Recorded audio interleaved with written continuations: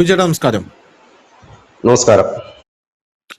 ഒരു സ്ഥലത്ത് യുദ്ധം അവസാനിക്കുമ്പോൾ യുദ്ധക്കൊതിയനായിട്ടുള്ള ട്രംപിന് ഒരു സ്വസ്ഥതയില്ല എന്നുള്ള വാർത്തകൾ പുറത്തു വരുന്നുണ്ട്. കാരണം അടുത്ത സ്ഥലങ്ങളിൽ എങ്ങനെ യുദ്ധം തുടങ്ങാമെന്നാണ് ട്രംപ് റിസർച്ച് ചെയ്തുകൊണ്ടിരിക്കുന്നത്. ഇപ്പോ അമേരിക്കയുടെ പ്രതിനിധി സഭ ഇറാനിൽ ഇനി ട്രംപ് അനങ്ങിപ്പോകരുത് എന്നുള്ള പ്രമേയമൊക്കെ പാസ്സാക്കി ട്രംപിനെ അവിടെ നിഷ്ക്രിയനാക്കി. അപ്പൊ ട്രംപ് ഉടനെ തന്നെ ചെയ്യാൻ പോകുന്ന പരിപാടി എന്ന് പറഞ്ഞു കഴിഞ്ഞാൽ യൂറോപ്പിലേക്ക് കൂടുതൽ ബോംബറുകളെ അയക്കുകയാണ്. ഇവിടെ യുദ്ധം തീർന്നാൽ ഞാൻ അടുത്ത സ്ഥലത്ത് യുദ്ധം തുടങ്ങുന്നതാണ് ട്രംപിന്റെ നിലപാടെന്ന് പറയുന്നത്. ബോംബറുകൾ മാത്രമല്ല, ആ ബോംബറിനകത്ത് നിറയെ ആണവായുധങ്ങളാണ് എന്നാണ് അറിയാനായിട്ട് സാധിക്കുന്നത്. എന്തിനാണ് ഇതെന്ന് ചോദിച്ചു കഴിഞ്ഞാൽ റഷ്യ ഏത് നിമിഷവും യൂറോപ്പിനെ ആക്രമിച്ചേക്കാം. അതുകൊണ്ട് തന്നെ നാറ്റോ അംഗങ്ങളുടെ സംരക്ഷണത്തിനായിട്ടാണ് ഞങ്ങൾ ഇത് അയക്കുന്നത് എന്നാണ് ട്രംപ് പറയുന്നത്. കഴിഞ്ഞ ദിവസം നമ്മൾ ന്യൂസ് ഇന്ത്യ മലയാളം പോയിന്റിൽ ചർച്ച ചെയ്ത ഒരു വാർത്തയുണ്ട്. അതായത് നാറ്റോ ഒരു പ്ലാൻ ബി തയ്യാറാക്കുന്നുണ്ട് എന്നുള്ളതാണ് വാർത്ത. ഈ ട്രംപ് തങ്ങളെ സഹായിക്കാൻ വരുമോ എന്നുള്ളതിൽ ഒരു കൺഫ്യൂഷൻ ഇപ്പോഴും നാറ്റോയ്ക്ക് നിലനിൽക്കുന്നുണ്ട്. അതുകൊണ്ട് തന്നെ നാറ്റോ പറയുന്നത് ട്രംപ് വന്നില്ലെങ്കിൽ എന്ത് ചെയ്യും, അതുകൊണ്ട് തന്നെ ഒരു പ്ലാൻ ബി തയ്യാറാക്കി യൂറോപ്പ് മുഴുവൻ ഒരു ആണവക്കുട നിർമ്മിക്കണം എന്നുള്ള പദ്ധതിയുമായി അവർ മുന്നോട്ട് പോവുകയാണ്. പക്ഷേ ട്രംപ് ഇപ്പോൾ നാറ്റോയിലെ ആകെ 32 അംഗരാജ്യങ്ങളിൽ 3 രാജ്യങ്ങളിൽ മാത്രമാണ് സ്വന്തമായ ആണവായുധമുള്ളത്. ഇത് ശരിയല്ല. ഈ 32 അംഗരാജ്യങ്ങളിൽ ഏറെക്കുറെ എല്ലാ രാജ്യങ്ങളിലും നമ്മൾ ആണവായുധം വിന്യസിക്കണം എന്നുള്ള നിലപാടുമായിട്ട് മുന്നോട്ട് പോവുകയാണ്. അതുകൊണ്ട് തന്നെ ട്രംപ് ഇപ്പോൾ പ്രമുഖ രാജ്യാന്തര മാധ്യമമായിട്ടുള്ള ഫിനാൻഷ്യൽ ടൈംസിന്റെ റിപ്പോർട്ട് പ്രകാരം ആണവായുധങ്ങൾ വഹിക്കാൻ ശേഷിയുള്ള US യുദ്ധവിമാനങ്ങൾക്ക് താവളമൊരുക്കുന്ന 6 യൂറോപ്യൻ രാജ്യങ്ങളിലേക്ക് വിട്ടിരിക്കുകയാണ്. പുറമെ കൂടുതൽ രാജ്യങ്ങളിലേക്ക് ഈ പങ്കാളിത്തം വ്യാപിപ്പിക്കാനായിട്ട് ട്രംപ് ഇപ്പോൾ നിർദ്ദേശം കൊടുത്തിട്ടുണ്ട്. പരമ്പരാഗത ദൗത്യങ്ങൾക്കും ആണവ ആക്രമണങ്ങൾക്കും ഒരുപോലെ ഉപയോഗിക്കാൻ കഴിയുന്ന ഡ്യുവൽ കേപ്പബിൾ എയർക്രാഫ്റ്റ് വിന്യസിക്കുന്ന രാജ്യങ്ങളുടെ എണ്ണം വർദ്ധിപ്പിക്കാൻ ട്രംപ് നിർദ്ദേശം കൊടുത്തിട്ടുണ്ട്.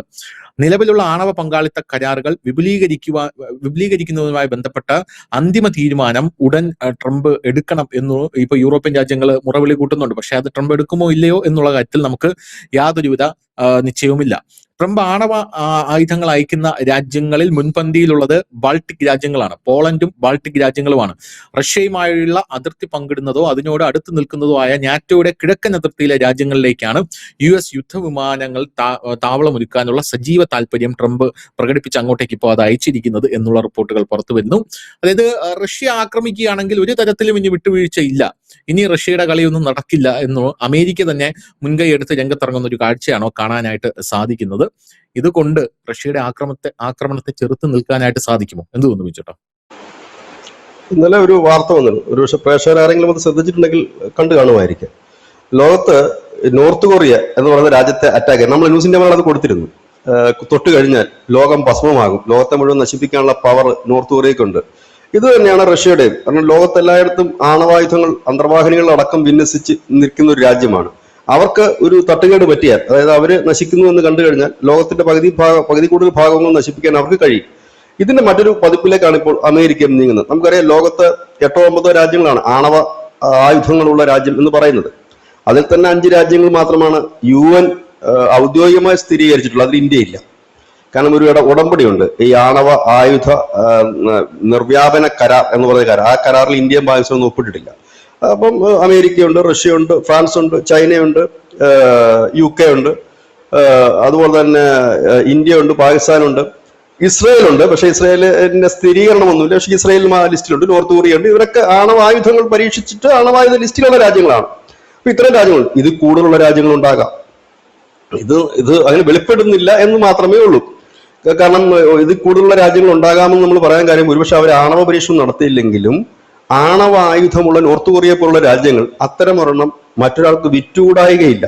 അവിടെയാണ് ഈ ഇറാനിലേക്ക് ഇവർ ഈ ആണവായുധങ്ങളുടെ മിസൈലും ഫോർമുലകളും മറ്റും കടത്തിയിട്ടുണ്ട് എന്ന് ചില അന്തർദേശീയ മാധ്യമങ്ങൾ നേരത്തെ പറഞ്ഞിരുന്നത്. അതുകൊണ്ടാണ് ഈ പാകിസ്ഥാനിലും നോർത്ത് കൊറിയയിലുമൊക്കെ അവർ ഈ ആണവായുധം ഉണ്ടാകുമ്പോൾ ലോകത്തിന് ഭയം വരുന്നതിന് കാരണം അതാണ്. കാരണം ഒരു വെളിവും വെള്ളിയാഴ്ചയും നേരും നെറിയുമില്ലാത്ത രാജ്യങ്ങളും ഭരണാധികാരികളുമാണ്. അത്യാവശ്യം പൈസയ്ക്ക് ആവശ്യം വന്ന് ഇതെടുത്തിട്ട് അങ്ങോട്ട് കൊടുക്കും, ഉള്ള പൈസ മേടിച്ച് പോക്കറ്റിലിടും. അതാണ് പണി. അപ്പം അതുകൊണ്ട് തന്നെ ഇവരുടെ കയ്യിൽ ഈ ആയുധങ്ങൾ വന്നു കഴിഞ്ഞാൽ ഇവർ ചിലപ്പോൾ ഭീകരന്മാർക്കും കൊടുക്കും, ഭീകര സംഘടനകൾക്കും പോകും. അതാണ് പാകിസ്ഥാനിലേക്കുള്ള പേടി. അങ്ങനെ കൊടുത്തിട്ടുണ്ടോ എന്ന് നമുക്കറിയില്ല. എത്ര രാജ്യങ്ങൾക്ക് അത് എത്തിയിട്ടുണ്ടോ എന്നറിയില്ല. ഒരുപക്ഷെ ഒരു വേൾഡ് വൈഡ് ആയിട്ട് വലിയൊരു യുദ്ധം വരുമ്പോഴായിരിക്കും പലരുടെയും കയ്യിൽ രഹസ്യമായിട്ട് വെച്ചിരിക്കുന്ന ആണവായുധങ്ങളൊക്കെ എടുത്ത് പ്രയോഗിക്കുന്നത് നമുക്ക് കാണാൻ കഴിയുന്നത്. ഏതായാലും ഈ അമേരിക്കയെ സംബന്ധിച്ച് ലോകത്തിന്റെ 85 രാജ്യങ്ങൾ അവർക്ക് താവളങ്ങളുണ്ട്, സൈനിക താവളങ്ങളുള്ള രാജ്യമാണ്. അപ്പോൾ അതുകൂടാതെ തന്നെ അവരുടെ നാറ്റോ സഖ്യ രാജ്യങ്ങളുമുണ്ട്. ഇപ്പോൾ ഈ റഷ്യയുടെ ഭാഗത്ത് നിന്ന് ഒരാക്രമണം നമ്മൾ തുടക്കം മുതലേ പറയുന്നുണ്ട്, റഷ്യ അടങ്ങിയിരിക്കത്തില്ല, അവർ യൂറോപ്യൻകാരെ മുഴുവൻ ഇതിനകത്ത് വലിച്ചിടും നമ്മൾ പലപ്പോഴും പറയുന്ന കാര്യം. ഇപ്പോൾ അമേരിക്ക അതിനൊരു സജ്ജീകരണമാണ് ഇപ്പോൾ നടത്തിക്കൊണ്ടിരിക്കുന്നത്. ലോകത്തെല്ലായിടത്തും ഒരു പ്രൊട്ടക്ഷനിലേക്ക് വേണ്ടിയിട്ട് അവരുടെ സൈനിക വിന്യാസം നടത്തുന്നു. അവിടെയൊക്കെ ആണവ പോർമുനകൾ അല്ലെങ്കിൽ ആണവ മിസൈലുകൾ വഹിക്കാൻ ശേഷിയുള്ള ബോംബറുകൾ വിന്യസിക്കുകയാണ് അവർ. അപ്പോൾ അതിൽ ട്രംപും കരുതുന്നു ഒരു വേൾഡ് വാറിനുള്ള സാധ്യതകൾ തന്നെയാണ് കരുതുന്നത്. ഒരുപക്ഷെ ഇറാൻ യുദ്ധം ഒരു വേൾഡ് വാറിലേക്ക് പോകാം, ഇല്ലെങ്കിൽ ഈ ഇറാൻ വാറിനോടൊപ്പം തന്നെ റഷ്യ അവരുടെ വാർ സ്റ്റാർട്ട് ചെയ്തേക്കാം. ഈ റഷ്യയും ഇറാനും ഈ വാർ സ്റ്റാർട്ട് ചെയ്താൽ ഒരു നിമിഷം പോലും വൈകില്ല ചൈന അവരുടെ തായ്വാൻ സ്വപ്നം പൂവണിന്നതിന് വേണ്ടി മൂവ് ചെയ്യുമെന്നുള്ള കാര്യത്തിൽ യാതൊരു ഡൗട്ടുമില്ല. ഇതിനിടയിൽ തന്നെ ഇന്ത്യ പാകിസ്ഥാൻ അടിയും നടക്കും. അതാ ഞാൻ പറഞ്ഞത്, ഇതിനുള്ള പോസിബിലിറ്റി ഒരുപാടാണ്. കാരണം ഇവർക്കൊന്നും ഇനി പുതിയ കാരണം അന്വേഷിക്കേണ്ട. ഓൾറെഡി ഇവരൊക്കെ ഏത് നിമിഷവും മുട്ടാൻ കാത്തിരിക്കുന്ന പോരാളികളായി തന്നെ നിൽക്കുന്നവരാണ്. പാകിസ്ഥാൻ, അഫ്ഗാനിസ്ഥാൻ ഒരു സൈഡിൽ അവർ തമ്മിൽ ഒരു തീപ്പൊരി വീണ പൊട്ടിത്തെറിക്കും. ഇന്ത്യ പാകിസ്ഥാൻ തീപ്പൊരി വീണ പൊട്ടിത്തെറിക്കും. തായ്വാൻ ഏത് നിമിഷവും കാത്തിരിക്കാൻ നല്ലൊരു ചാൻസ് നോക്കിയിരിക്കുകയാണ് ചൈന, റഷ്യ. അതായത് ഈ യുദ്ധം വൈഡായി കഴിഞ്ഞാൽ ഇങ്ങനെയൊക്കെ സംഭവിക്കും. ഈ സാഹചര്യത്തിൽ ഇനി വരുന്ന യുദ്ധങ്ങൾ ഒരുപക്ഷെ വിനാശകരമായി മാറിയേക്കാം. ഒന്ന്. രണ്ടാമത്തെ കാര്യം, അവരുടെ കീഴിലുള്ള യൂറോപ്യൻ യൂണിയൻ രാജ്യങ്ങൾക്കും നാറ്റോ രാജ്യങ്ങൾക്കും ധൈര്യം പകരുക എന്നൊരു സാധനമുണ്ട്. ഈ എല്ലാ നാറ്റോ രാജ്യങ്ങൾക്കും യൂറോപ്യൻ യൂണിയൻ രാജ്യങ്ങൾക്കും എല്ലാം ആണവായുധങ്ങളില്ല. ഇപ്പം നിലവിലുള്ളത് UK, ഫ്രാൻസ് തുടങ്ങിയ രാജ്യങ്ങൾക്കൊക്കെയാണ് എങ്കിൽ പോലും അപ്പൊ എല്ലാ രാജ്യങ്ങളിലും ഇതിന്റെ ഒരു ബറ്റാലിയൻ ഇല്ലെങ്കിൽ ഇതിന്റെ ഒരു വിങ് അവിടെ ഉണ്ടെന്നുണ്ടെങ്കിൽ ആ രാജ്യത്തെ പൗരന്മാർക്കും ആ രാജ്യത്തിനും ഒരു സുരക്ഷ അവിടെ വരും. കാരണം ഈ ആണവായുധമുള്ള രാജ്യത്തെ അടിക്കാൻ വേറൊരു രാജ്യം തയ്യാറാകില്ല എന്നുള്ളതാണ് ലോകത്തിന്റെ പോളിസി. അത് മാറ്റിമറിച്ച് ഒരേ ഒരു രാജ്യമേ ലോകത്തുള്ളൂ, അത് നമ്മുടെ രാജ്യമാണ്, ഇന്ത്യയാണ്. ആണവ രാജ്യമായ പാകിസ്ഥാനെ നമ്മൾ അടിച്ചു, ലോകത്തിന് തന്നെ ഞെട്ടലായിരുന്നു. കാരണം ആണവായുധമുള്ള ഒരു രാജ്യത്തെ വേറൊരു രാജ്യം ആക്രമിക്കാറില്ല സാധാരണ. അതായത് രണ്ട് ആണവ രാജ്യങ്ങൾ തമ്മിൽ അങ്ങനെ ഏറ്റുമുട്ടിയ ചരിത്രം ലോകത്തില്ല. ഇപ്പം റഷ്യ ഇതുവരെ അങ്ങനെ ആണവായുധങ്ങളൊന്നും പ്രയോഗിച്ചിട്ടില്ലല്ലോ, അവർ ഉക്രൈനുമായിട്ട് അടിച്ചുകൊണ്ടിരിക്കുകയാണ്. എന്നാൽ റഷ്യ ആണവരാജ്യമാണ്, ഉക്രൈൻ ആണവരാജ്യമല്ല. അപ്പൊ അങ്ങനെ ഇതുവരെ ആരും ചെയ്തിട്ടില്ല. പക്ഷെ രണ്ട് ആണവരാജ്യങ്ങൾ ലോകത്ത് ഏറ്റുമുട്ടിയിട്ടുണ്ടെങ്കിൽ അത് ഇന്ത്യയും പാകിസ്ഥാനും മാത്രമാണ്. അമേരിക്കയും റഷ്യയും തമ്മിൽ ഇതുവരെ ഏറ്റുമുട്ടലൊന്നും നടന്നിട്ടില്ല എന്നുള്ളതും കൂടെ നമ്മളിവിടെ അവസരത്തിൽ നോക്കേണ്ടതായിട്ടുണ്ട്. അപ്പൊ ഇങ്ങനെയൊക്കെയുള്ള ഒരുപാട് കാര്യങ്ങൾ ഇതിൽ നിൽക്കുമ്പോഴാണ് ട്രംപിന്റെ ഒരു പുതിയ നീക്കം. അതായത് ലോകം മുഴുവൻ ആണവായുധങ്ങളെ കൊണ്ട് നിറയ്ക്കുക എന്നുള്ളത്. കാരണം റഷ്യ ഓൾറെഡി തന്നെ അവർ തന്നെ നേരത്തെ തന്നെ പറഞ്ഞിട്ടുണ്ട്, ഞങ്ങളുടെ ആണവായുധങ്ങൾ എവിടെയൊക്കെയുള്ളത് നിങ്ങൾക്ക് പോലും അറിയില്ല, അന്തർവാഹിനികളടക്കം ഈ ലോകത്തിന്റെ വിവിധ ഭാഗങ്ങൾ ഞങ്ങളത് വിന്യസിച്ചിട്ടുണ്ട്, ഞങ്ങളത് ഏത് നിമിഷവും ചെയ്യും. ഇപ്പോൾ ട്രംപും കൂടി അതേ മാതൃകയിൽ ചെയ്യുമ്പോൾ, അതായത് ട്രംപ് ഈ യൂറോപ്യൻ യൂണിയനിലേക്ക് മാത്രമാണോ ഇത് നൽകുന്നത്, ഇല്ലെങ്കിൽ അവരുടെ സഖ്യകക്ഷികൾക്കെല്ലാം നൽകുകയാണെങ്കിൽ നാറ്റോയ്ക്ക് പുറത്തുള്ള അവരുടെ സഖ്യങ്ങളുണ്ട്, ജപ്പാനുണ്ട്, സൗത്ത് കൊറിയയുണ്ട്, അങ്ങനെയുള്ള തായ്വാനിൽ വേണമെങ്കിൽ അവർക്ക് ചെയ്യാം, അവരുടെ ഒരു സഖ്യമാണത്. അപ്പൊ ഇങ്ങനെയുള്ളിടത്തേക്കൊക്കെ അവർക്കത് വിന്യസിക്കാൻ കഴിയും. അങ്ങനെയാണെന്നുണ്ടെങ്കിൽ നിലവിൽ അവർക്ക് 85 താവളങ്ങൾ ലോകത്തിന്റെ എമ്പാടുമുണ്ട്. ആ താവളങ്ങളൊക്കെ അവർ വിന്യസിക്കുകയാണെന്നുണ്ടെങ്കിൽ എന്താകും ലോകത്തിന്റെ അവസ്ഥ? അപ്പൊ ലോകം ഇരിക്കുന്നത് തന്നെ ഒരു ആണവായുധത്തിന്റെ മുകളിലാണെന്ന് പറയേണ്ടി വരും നമുക്ക്. കാരണം ഇതിപ്പോ ഓപ്പൺ ആയിട്ട് നടക്കുന്ന കാര്യങ്ങളാണ്. മറ്റേത് ഇനി രഹസ്യമായിട്ട് എത്ര ആയുധങ്ങൾ ഉണ്ടെന്ന് നമുക്ക് പറയാനും കഴിയില്ല. ഇങ്ങനത്തെ ഒരു വല്ലാത്ത പ്രതിസന്ധിയിൽ കൂടിയാണ് ലോകം പോകുന്നത്. ഇത് അമേരിക്കയുടെ ഒരു വല്ലാത്തൊരു മൂവ്മെന്റ് ആണെന്ന് തന്നെ പറയേണ്ടി വരും. ഒരർത്ഥത്തിൽ പറഞ്ഞാൽ യൂറോപ്യൻ യൂണിയൻ രാജ്യങ്ങൾക്ക് ധൈര്യം പകരുക, അവർക്കൊരു പ്രൊട്ടക്ഷൻ ഒരുക്കുക എന്നുള്ളതാണ് പ്രത്യക്ഷത്തിലാണെങ്കിലും. ഇത് ഉണ്ടാക്കാൻ പോകുന്ന ഭവിഷ്യത്ത്, അഥവാ ഇത് ഉപയോഗിക്കേണ്ടി വന്നാൽ അത് ഉണ്ടാക്കാൻ പോകുന്ന ഭവിഷ്യത്ത് നമ്മളടക്കം അത് വലിയ രീതിയിൽ തന്നെ എഫക്ട് ചെയ്യും എന്നുള്ള കാര്യത്തിൽ യാതൊരു തർക്കവുമില്ല. ഒരു ഇറാൻ വാർ വന്നപ്പോൾ തന്നെ നമുക്കുണ്ടായ പ്രതിസന്ധി എല്ലാവർക്കും അറിയാവുന്നതാണ്. ഇത് കൂടുതൽ രൂക്ഷമാകാനുള്ള സാധ്യതയാണ്. ഇനി ഒരു പക്ഷേ ഭാവിയിൽ ഇപ്പൊ കടലാണ് മെയിൻ ആയിട്ട്, കാരണം കടലിനായിരിക്കും ഏറ്റവും കൂടുതൽ അറ്റാക്ക് കടലിലെ നടക്കൂ. കാരണം ലോകത്തിന്റെ 90% ട്രാൻസ്പോർട്ടേഷനും കടൽ മാർഗമാണ്. ലോകം ഇത്രയൊക്കെ പുരോഗമിച്ചിട്ടുണ്ടെങ്കിലും ആകാശമാർഗത്തിലൂടെയോ ഇല്ലെങ്കിൽ കരമാർഗത്തിലൂടെയോ വലിയ ചരക്ക് എത്തിക്കാനുള്ള ടെക്നോളജി ഒന്നും ഒരു രാജ്യവും കണ്ടുപിടിച്ചിട്ടില്ല. അപ്പം ഏറ്റവും കൂടുതൽ ട്രാൻസ്പോർട്ടേഷൻ നടക്കുന്നത്, ചരക്ക് ഗതാഗതം നടക്കുന്നത് കടലിലൂടെയാണ്. അതുകൊണ്ട് കടൽ പിടിച്ചെടുക്കുന്നവൻ രാജാവാകും. അപ്പൊ കടലിന് വേണ്ടിയിട്ടായിരിക്കും യുദ്ധം. കടലിൽ യുദ്ധം കൊടുമ്പിരി കൊണ്ടുകഴിഞ്ഞാൽ ഇപ്പോൾ നമുക്ക് ക്രൂഡ് ഓയിലിന്റെ പ്രശ്നത്തിനാണ് നമ്മൾ ബുദ്ധിമുട്ടുന്നത്.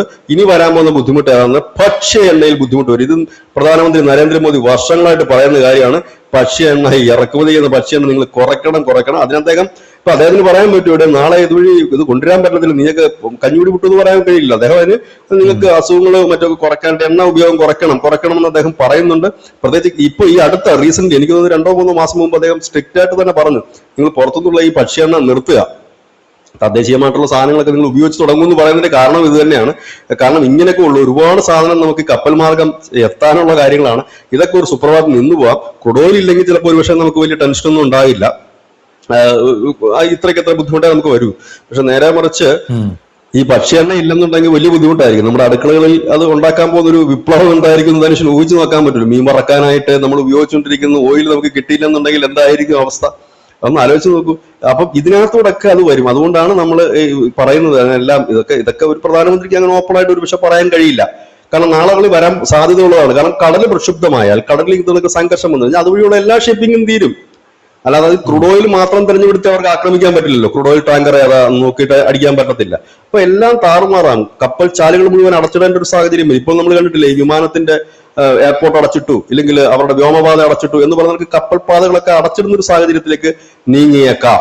അപ്പൊ അതൊക്കെ ഭാവിയിൽ വരാൻ പോകുന്ന ഒരുപാട് കാര്യമാണ്. അതായത് പ്രധാനമന്ത്രി നരേന്ദ്രമോദി പറഞ്ഞൊരു കാര്യം ശരിയായി വരുന്നു എന്ന് തന്നെ നമുക്ക് പറയേണ്ടി വരും. അദ്ദേഹം പറഞ്ഞത്, അദ്ദേഹം നോർവേയിൽ വെച്ചാണ് അദ്ദേഹം അത് പറഞ്ഞത്. അദ്ദേഹം പറഞ്ഞ കാര്യം, ഈ വരുന്ന പതിറ്റാണ്ട് എന്ന് 10 വർഷമാണ് പക്ഷേ ഈ പതിറ്റാണ്ട് സംഘർഷങ്ങളുടെ പതിറ്റാണ്ടാണെന്നാണ് പറഞ്ഞത്. അതായത് യുദ്ധങ്ങൾ പല രീതിയിൽ പലയിടത്തും ഈ 10 കൊല്ലം നടക്കുമെന്നാണ് പുള്ളി കൃത്യമായി തന്നെ പറഞ്ഞത്. ഇത് സംഘർഷങ്ങളുടെ പതിറ്റാണ്ടാണെന്നാണ് അദ്ദേഹം പറഞ്ഞത്. ഇപ്പൊ ഒന്നുകിൽ അദ്ദേഹം പറഞ്ഞത് 2030 വരെയുള്ള പീരീഡ്സ് ആണോ എന്ന് എനിക്കറിയത്തില്ല. അതൊരു പതിറ്റാണ്ടാണല്ലോ. ഇത് ഇപ്പൊ നടന്നുകൊണ്ടിരിക്കുന്ന ഒരു പതിറ്റാണ്ടിനെ കുറിച്ചാണോ അദ്ദേഹം പറഞ്ഞതെന്ന് അറിയില്ല. കാരണം ഇത് 2026 ആണല്ലോ. ഇനി 4 വർഷം കൂടെ കഴിഞ്ഞാൽ ഈ ഒരു 10 വർഷം കഴിയും. ഇന്ന് 2030 തൊട്ട് അടുത്ത പതിറ്റാണ്ടാണല്ലോ ആരംഭിക്കുന്നത്, 30 to 40. ഇനി ഈ പതിറ്റാണ്ടാണോ അദ്ദേഹം ഉദ്ദേശിച്ചത്, അതോ ഇനി വരാൻ പോകുന്ന പതിറ്റാണ്ടാണോ എന്നറിയില്ല. എനിക്ക് തോന്നുന്നു ഈ പതിറ്റാണ്ട് തന്നെ ആയിരിക്കണം അദ്ദേഹം ഉദ്ദേശിച്ചത്. മുമ്പ് ആരൊക്കെ പറഞ്ഞിരുന്നു 2027 അവസാനത്തോടു കൂടി സംഘർഷങ്ങൾക്ക് ലോകത്തൊരു അയവ് വരും എന്നാണ് പറഞ്ഞത്. ഏറ്റവും കൂടുതൽ സംഘർഷം നടക്കാൻ സാധ്യതയുള്ള വർഷം 2026 and 27 എന്നാണ് ചില പ്രവചന വിദഗ്ധരൊക്കെ പറഞ്ഞിരിക്കുന്നത്. പ്രവചനക്കാരാണ് കേട്ടോ പറഞ്ഞിരിക്കുന്നത്. ഈ വാങ്കയെ പോലെയുള്ള ഇല്ലെങ്കിൽ അങ്ങനെയുള്ള പ്രവചനക്കാരാണ്. അത് എത്രത്തോളം മുഖവിലേക്ക് എടുക്കാൻ പറ്റുമെന്ന് നമുക്ക് അറിയില്ല. പക്ഷെ ഇപ്പോഴത്തെ കാര്യങ്ങളൊക്കെ നോക്കുമ്പോൾ ഏറെക്കുറെ അത് ശരിയായി വരുമെന്ന് തോന്നുന്നു.